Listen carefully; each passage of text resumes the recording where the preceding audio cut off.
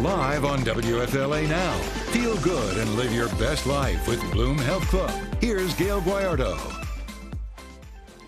Hello, everyone. I'm Gail Guayardo. Welcome to Bloom Health Club. You're looking at video of me right now talking to a woman who specializes in neurofeedback and EMDR. Her name is therapist Cynthia Citron. Cynthia, thank you so much for joining us on the Bloom Health Club. Thank you for having me here. Yeah, this is incredible. So there is new hope today for people struggling from everything with trauma, maybe PTSD, ADHD, because no longer are therapists having to spitball the treatment protocol. You can actually track the brain and map the brain so you know exactly what you're dealing with. Yeah, so after we do a QEEG brain mapping, if we see markers for trauma, we can actually let that person know you have markers for trauma that have reached your brain, right? So it doesn't mean if you don't have those markers, you didn't have any trauma, but it shows that it's significant enough that it's getting stored in the brain, you know, as an active area. Now, this all came to be because of what many consider to be the most renowned psychiatrist in the world, Dr. Daniel Amen, who said, instead of just guessing and talking to people about what's going on with their mental health, let's look at the brain. Let's map the brain. Let's scan the brain. And then we'll use that information to come up with a protocol. And Cynthia, you're kind of part of the Amen umbrella. Is that correct? Yes. He at one point had people who were his practitioners who he referred to. And now he's brought it back in-house. But for a while there, he wasn't doing neurofeedback. He was only doing SPECT.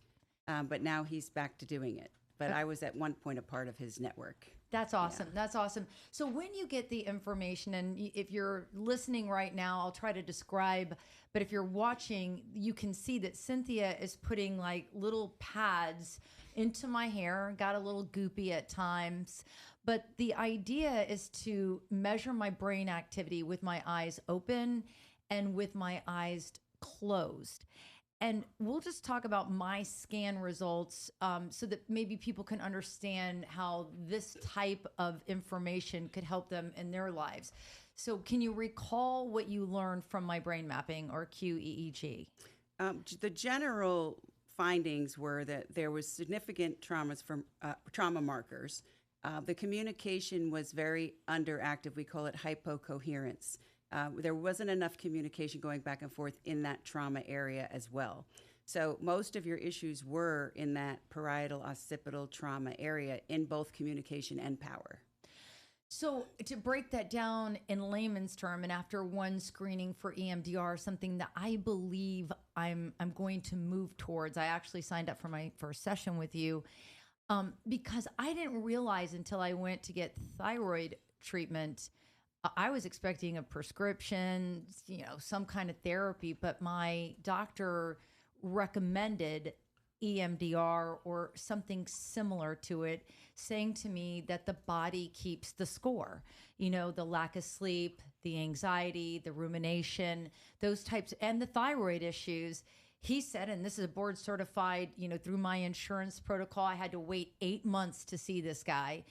And his answer was mental health treatment more so than medication. Why? Which is fantastic because the majority of the doctors are not doing that. So I'm glad to hear that because they need to be looking at trauma as a factor in all chronic illness. Right. And so the body, in your professional opinion, keeps the score. Absolutely. And I think we don't know what we don't know. I think many people are walking around in the world and they don't know that their childhood stuff is still on board and running and affecting their nervous system and the cells of the body and how they operate in the world. I just don't think we think about it, or, you know, we're busy and we think we can fix things at the surface because that's what the most people are doing. Right.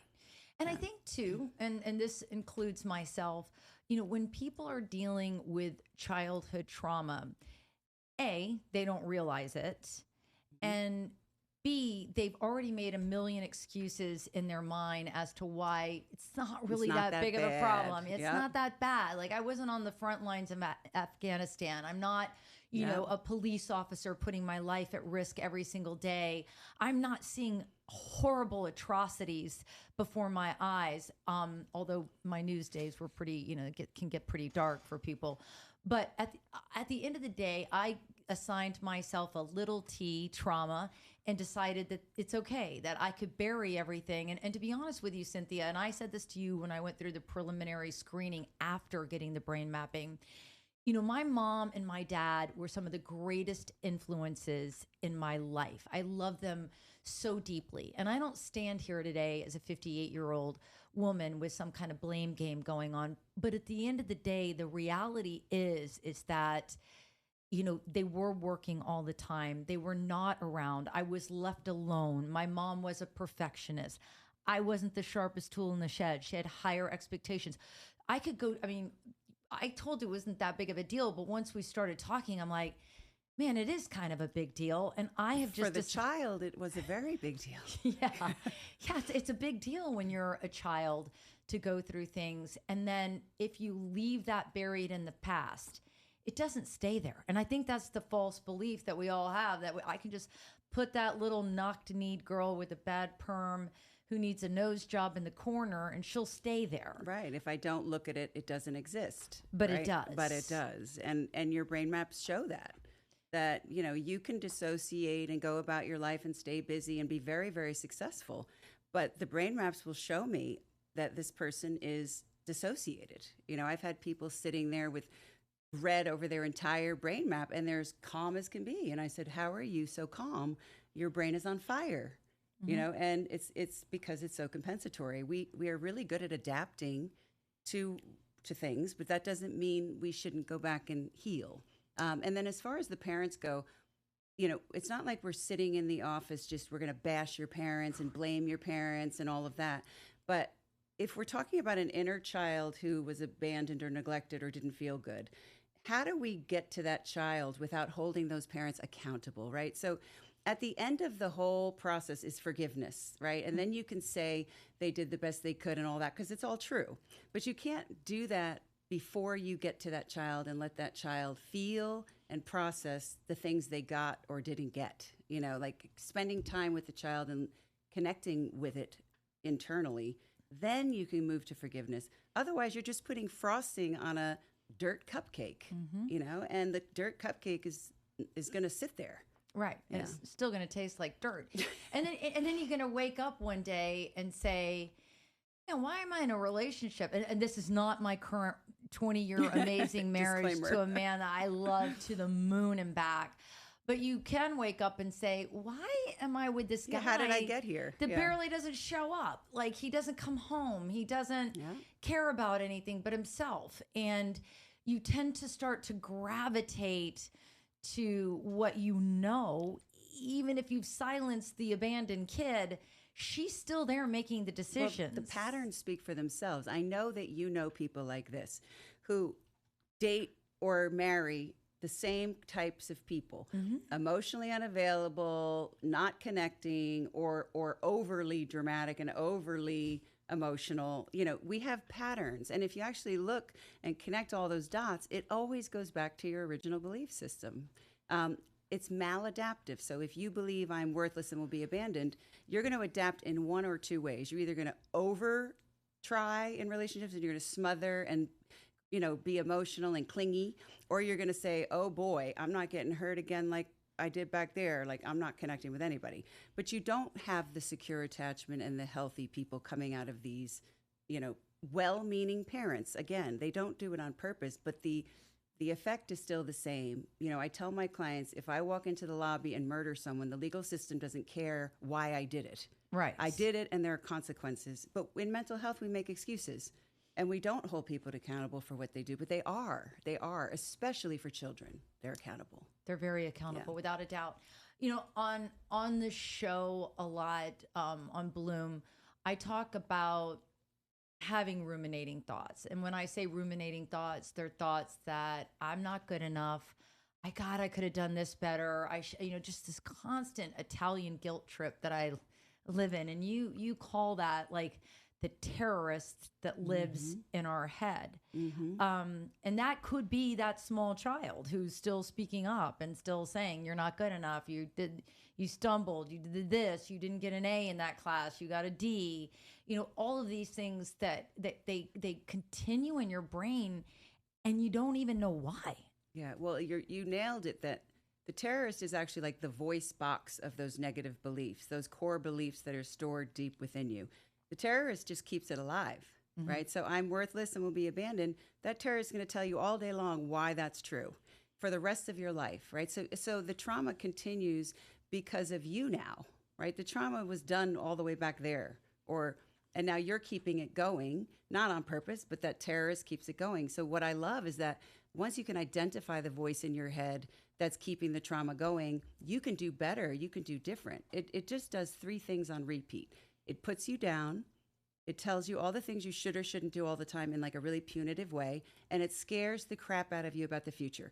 It'll just do that on repeat. So if you can like get self-aware enough to listen for it and kick it out and bring in your higher self, which is loving and nurturing and maybe what you didn't get, the nervous system calms down and you can actually have an incredibly different quality of life. Yeah, I've actually, Cynthia was nice enough to bring in a woman who had experienced EMDR, and she's younger. She's a young mom. She has a toddler child. And she explained it as being transformative. After years and years of talk therapy didn't work, you know, this is something that she immediately adapted to and could see the changes.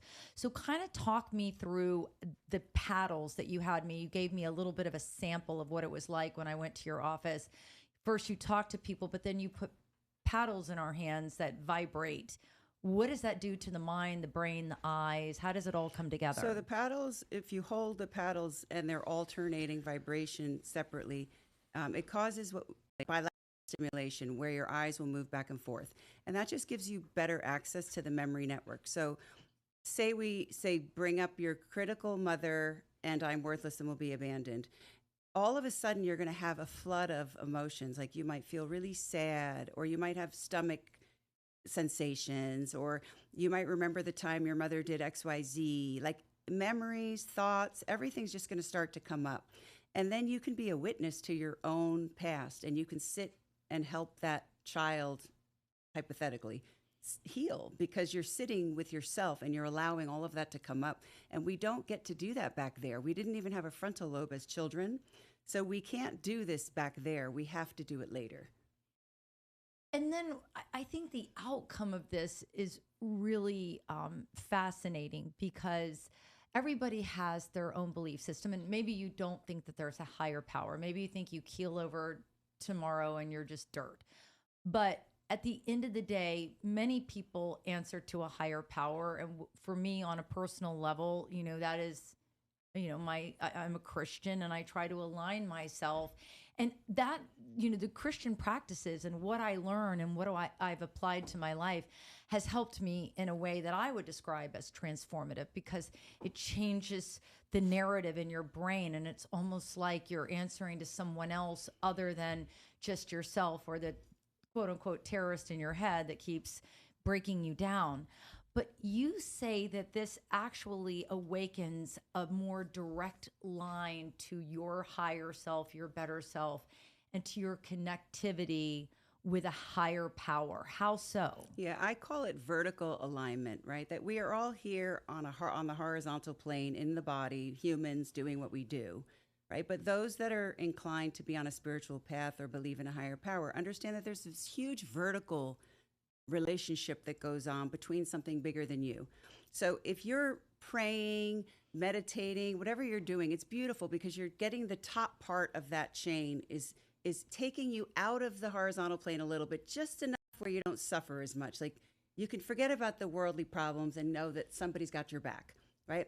But what good is that if from your head to your feet, there's a battle going on, you hate yourself, you're snappy with your spouse, you're miserable, or you're just going through the motions every day, and you don't have any peace or love or any of those things that God wants us to have. Or no forgiveness. I mean, that's my big thing. The anger and everything. Yeah, it's like I sit in church, or I'll pray in the morning, and I know that I am forgiven. But if you can't forgive yourself, then right. you really can't find that center and you can't find that core. That's right. So, I mean, my story is that I had a vicious terrorist and I was very disconnected, but I knew there was something more for me here. I knew, and I started to work on the top part. And then I realized, you know, God is just an idea still. Like, why can't I feel it here in my heart? Why can't, if God is with me all the time, why can't I feel it? You know, why does it feel so far away? Right. And once I plugged into my own heart and got empathy for myself and my child and grew my own love on the horizontal plane for myself and for others, now I'm very aware that I feel God in my heart when I'm in sessions now. Like I feel the presence of God that they talk about. Right. But I didn't really get it because I was at war on the bottom. You know, if you're warring down here on the bottom, you can't have a great awareness of God's love because you're opposite that. And I think, too, a lot of us become self-destructive in our lives. You know, maybe people drink too much. Maybe they make bad choices on purpose. They start to do things to themselves that they don't, they might not even be hurting other people. They might just be deliberately hurting themselves. Absolutely. Because they haven't dealt with their own personal pain. And that's the problem with mental health issues, right? Is that the people that need God, the awareness of God and God working through them and all of that, need it the most, are the least likely to ever get that because they're at war with themselves. And if you're in disagreement, then it's not going to flow through you very well because you're busy. You're busy, yeah. And if you're dissociated and distracted and so busy performing on the earthly plane, well, you know, God is going to break through that. You know, it's well known that God or your higher power is going to get to you in the stillness.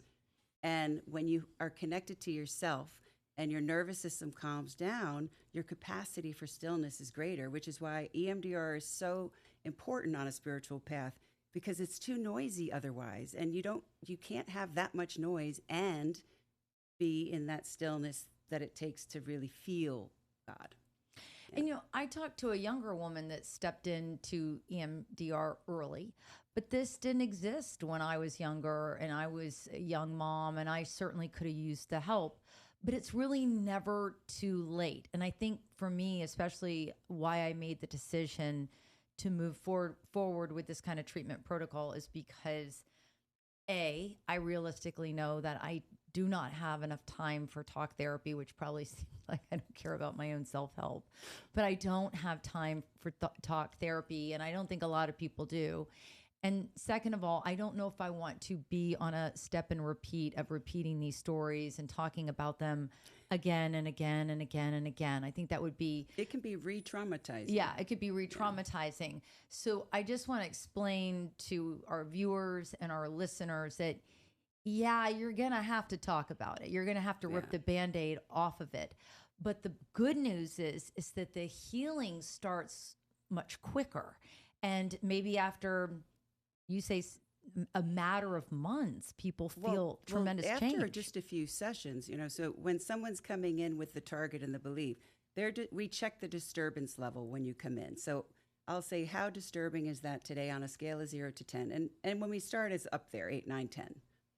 By the third session, it's down about a 5. And then we start to see things shifting in their life. They say, oh, you know, I'm not as reactive as I used to be. And they start to see how their life is looking different. And by the time that target is closed, meaning that child has worked fully through it and is now with you in the present, the belief went from the negative belief to the positive belief. By the time it's all closed, the person's noticing dramatic differences and the nervous system is calmed down. Is a ripple effect for medications. I work with a few psychiatrists who tell me the trauma is absolutely helping. We have her on a lower dose. She's functioning better than she ever has. And, you know, so I work with some more progressive psychiatrists who understand, and we kind of work together to get people off of as many meds. And once you get to the roots of the problem, you don't need as many meds or any. Well, and the woman that you introduced me to just today that I had a chance to talk to about her EMDR treatment said to me, you know, it was my therapist. It was the person that I was going to that suggested that I pivot and try this. So I think, it is becoming more widely accepted. I know that this has been something studied since the early 1980s. So while EMDR is new to many of us, and there are more practitioners and therapists like Cynthia coming to the forefront and offering it to people, it really hasn't been widely available. Is that fair to say? Right. It hasn't been popular, but it's really getting popular now because Kirk Cousins from, I think is it the Vikings? I don't know. I forget the team, but an NFL player came forward and said that he's using neurofeedback and he's looking at these types of things. And then Prince Harry used EMDR because he would fly into London and said that he would freak out every time he flew into London, and he did EMDR on it. And so people are talking more about it, and it's becoming more mainstream. And you say it just helps you look at life through a different lens. And so instead of the negative lens of, you're a failure, I'm not worthy, I'm worth abandoning, all of these negative things, I can't live up to this, I can't live up to that. Yes, you talk about that, but that's stuck in one file cabinet, and there's a new file cabinet that is created where better thoughts replace the negative. Do I have that right? Right. So then going forward, right, it's the child in there running from the old programming, right? Mm-hmm. And once you work with that child and integrate it with you, I know it sounds woo-woo, but basically you're bringing that child in with you, integrating it. You're teaching that child that might be true back there. That's how you felt, but it's not true today. And I will take care of you, right? So then you have this new belief. My value is not dependent on the behaviors and opinions of others. And it gets deeply installed. The child believes it. You believe it. You're going to walk around the world a little differently with your head a little higher. That my value is not determined by any other person. They are not qualified, right? And so you're going to carry yourself differently. You're going to make better choices. You might not be a people pleaser anymore. You might not pick people who aren't right for you. It just starts to show up in these little ways, and we get that report. Like they will come in the office and say, I'm acting differently. I feel different. I'm sleeping better. They're seeing the world through the truth instead of an old program narrative. That, with all due respect, the baby boomers passed this trauma down. Dr. Spock was basically like a Nazi. I know. I remember my mother had a Dr. Spock book. It was like this book. And it basically said, forget about your children as humans at all. They don't have any feelings. Just let them scream, cry. It'll toughen them up. And, forget about the humanity. And it was brutal. Sure. It was brutal. Right? Trust me. My mom, I think she had that book on her bedstand. I'm like, who is this guy? So that might work for some people who aren't empathic and sensitive, but for the empaths and the sensitive ones, we had years to recover. Personally, I'm a Gen Xer, so I got all that. And then I'm super sensitive going, wait a minute, like, how do I not feel? Because I've got lots of feelings in here. Like, what am I supposed to do with them? And it was very hard to reconcile, right? So I think we're undoing. The baby boomers didn't know any better, but they were following this Dr. Spock guy. But now we have to clean up the mess. Yeah. And it's not like we're going to sit around whining all day about our problems, because I could hear a baby boomer saying that, right? Right. Oh, you're just going to sit there and blame your parents. You're such a wussy, That's not You're so right. You're so right. And actually, I had baby boomers come to me, and they even say, yeah, this doesn't work. Like, this method of living doesn't work very well. Just stuff down. Sure. And then if you're going to blow up at people, you're going to, have high blood pressure, it wasn't a pretty thing with what got passed down. No, the old, I'll give you something to cry about. Yeah. It's like, you don't really ever deal with your emotions. Well, I will say that, life is too short to live it miserably and to be beating yourself down. And so if there's something new like this, and this is funny because, my husband and I, I'm super high on the spiritual spectrum and he is not. I'm all about the self-help and he is not. But after meeting you and talking to you, and I said, hey, I just want to tell you about an experience and something I learned about and something I'm tinkering with, and I think I might want to do it. This man who loves me and supports me and has really helped me grow in such a positive direction was like, if you're asking me whether or not I think you should do it, the answer is Yeah. Yeah. I think you should. Why not look That's through life? beautiful. It is beautiful. So important to have to that have support and have even somebody. if he doesn't understand. Right. Yeah. And he wants me to see things through a more positive lens. So I'm super excited. I hope that. Wait, on that note, though, I've had engineers and very linear men come and do EMDR. And what's beautiful about it is you don't have to be a feeler and have catharsis and cry your eyes out every session. You can be more linear because it's very logical, right? You go back, you have this belief, you feel your feelings, you process, you talk to your child self, you reconcile it, you move to, it's very linear. So it works for people that are more emotional, but it also works for someone like your husband who maybe doesn't live in the emotional realm as much. It really works for anyone because it's linear. Yeah. Even though there's a lot of emotions that may or may not come, it's a very linear process. That's good to know. Yeah. Because I'm a 10 on the emotional front. He's about a 1. Yeah. Yeah. I work great with those people. Right. They just don't feel as much but they're still reconciling it cognitively and they're still processing it just in a different way. I love it. So, Cynthia, how do people find you? Rebootlivebetter.com. I love it. All right, Cynthia, thank you so much. Right. And I look forward to future episodes All right. with you. Same.